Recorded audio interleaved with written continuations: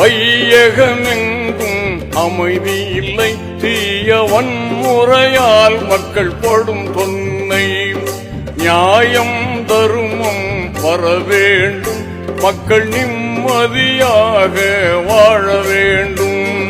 வல்லவனே மிக நல்லவனே, வாழ்வின் நன்னறி காப்பாயிரையோனே. வல்லவனே மிக நல்லவனே, வாழ்வில் நன்னறி காப்பாயிரையோனே. அல்லாஹ் அல்ஹம்துலில்லாஹ், எல்லா புகழும் அல்லாஹ் உனக்கே சொந்தம் ஆகுமே.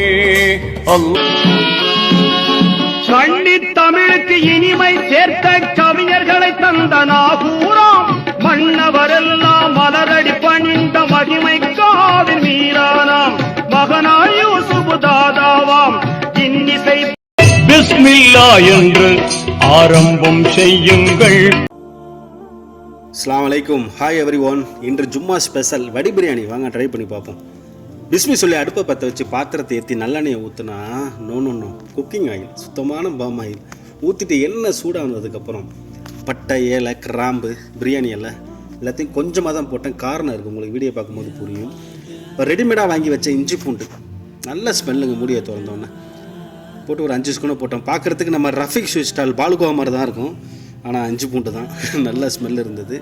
என்ன லேசாக சூடு அதுக்கு போய் போட ஆரம்பிச்சிட்டேன். ஏன்னா ரொம்ப சூடாகிட்டுனா இஞ்சி பூண்டு அடி பிடிச்சிடும். கையோட வெங்காயத்தையும் போட ஆரம்பிச்சிட்டோம். இந்த வெங்காயமும் இஞ்சி பூண்டும் சேர்ந்து மிக்ஸூல் கொடுத்தோம்னா அந்த ஸ்மெல் இருக்க எனக்கு இந்த பாத்தியம்பள்ளியில் இந்த பிரியாணி கலரியில் உட்காந்து சாப்பிட்ட ஞாபகம் வந்துருச்சுங்க. சரியான ஸ்மெல்லு. வடி பிரியாணிங்கிறதுக்காக இந்த பக்கம் பாத்திரத்தை ஏற்றி நல்ல தண்ணியை ஊற்றி தேவைக்கு கல் உப்பையும் போட்டு கொஞ்சம் மல்லிக்கரையும் தூவி விட்டுட்டு மூடியை போட்டு கொதிக்க விட்டாச்சு. அது ஒரு பக்கம் கொதிச்சுக்கிட்டு இருக்கட்டும். இந்த பக்கம் கட் பண்ணி வச்சுருந்த புதினா மல்லி அதையும் போட்டு மிக்ஸில் கொடுத்து அதோட கையோட 4 பச்சை மிளகா கொஞ்சம் வாடி போய் தான் இருந்தாகா, வேறு வழி இல்லை, அதையும் போட்டாச்சு. அதுக்கப்புறம் தயிர், நல்ல கட்டியான தயிர் ஒரு 5 ஸ்பூன், எல்லாம் மெஷர்மெண்ட்டு தான், எல்லாம் கரெக்டாக போட்டுட்டு மிக்ஸில் கொடுத்தோம். நல்லா எண்ணெய் பிரிஞ்சு தகன்னு வந்துட்டு இருந்தாகா. அது தலையோட தக்காளியை வெட்டி வச்சுருந்த தக்காளியும் போட்டு தேவைக்கு கல் உப்பையும் போட்டு விட்டாச்சு. போட்டு ஒரு மிக்ஸில் கொடுத்தோம். அதுக்கப்புறம் மசாலா இதை பாருங்களேன், பாம்பே மசாலா. இது நம்ம ஆன்லைன்லேயும் கிடைக்கும், வாங்கி இன்ஷால்லா ட்ரை பண்ணி பாருங்கள். நல்லாயிருக்கும், நல்ல ஸ்மெல்லு. எப்போ குக் பண்ணாலும் இந்த பிரியாணி மசாலா தான் யூஸ் பண்ணுவேன். 2 லெமனையும் புளிச்சு விட்டு பிரியாணி மசாலா போட்டு விட்டாச்சு. நல்ல ஒரு வாடை நிறைய சரியான ஸ்மெல்லு. இப்போ பாருங்களேன், அந்த பிரிஞ்சு எண்ணெயெல்லாம் தனியாக நிற்கிது பாருங்கள்.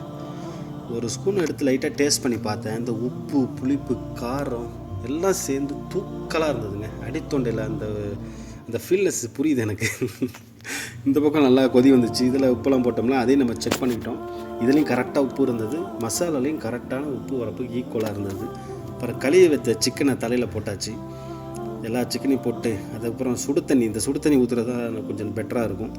சுடு தண்ணியை விட்டுட்டு மசாலாவை கொதிக்க வச்சு மூடியை போட்டு கொதிக்க விட்டோம். இந்த பக்கம் களைஞ்சி வச்ச ரைஸ் எடுத்து போட்டாச்சு. கிட்டத்தட்ட 60% ரைஸ் வந்துட்டாக. அதை எடுத்துகிட்டு அப்படியே வடிச்சிட்டு ரைஸை மட்டும் எடுத்து மசாலாவில் கொட்ட ஆரம்பிச்சிட்டாங்க. நல்லா ஈக்குவலாக நல்லா இங்கிட்ட அங்கிட்டும் விளக்கி விட்டு நல்லா ஈக்குவலாக கொட்டிட்டு கொஞ்சம் தண்ணி பத்தலை. நம்ம ரைஸ் வடித்தோம் இல்லையா, அந்த தண்ணியை கொஞ்சோன்னு எடுத்து அதில் ஊற்றி ஈக்குவல் பண்ணிக்கிட்டோம். ரைஸ் வடித்து நல்ல தண்ணி தான், ஒன்றும் பார்க்க தப்பாக எடுத்துக்காதீங்க. அதுக்கப்புறம் தம்மில் போட்டு கிளம்பிட்டேன் ஜும்மாவுக்கு. ஜும்மாலாம் தொழுது முடிச்சு நேராக ரூமுக்கு வந்துட்டு தம்மை உடச்சோம்னா பாருங்கள், ரைஸை ஆர்கானிக் பியூரான எந்த கலர் பவுடரும் கிடையாது. தரமான பிரியாணி ரெடி ஆகிடுச்சிங்க. நல்லா பசி, இதுக்கு மேலே பேச்சு இல்லை. ஸ்ட்ரைட்டாக வீச்சு தாங்க சாப்பாடை இறக்கிட்டோம். ஒரு சொல்கிறேன் பாருங்கள், என்ன மனசில் என்ன பிரச்சனை இருந்தாலும் என்ன கவலை இருந்தாலும் நாம் சமைச்சு நாம் உட்கார்ந்து சாப்பிட்றது இருக்க சுகமே தனிங்க. ட்ரை பண்ணி பாருங்கள்.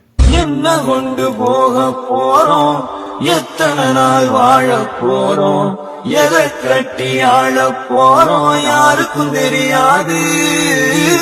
சொத்து சுகம் கூட வருமா, சொந்தமின்றி நீ தனி மரமா, நிற்கும் வர உனக்கு அது புரியாது.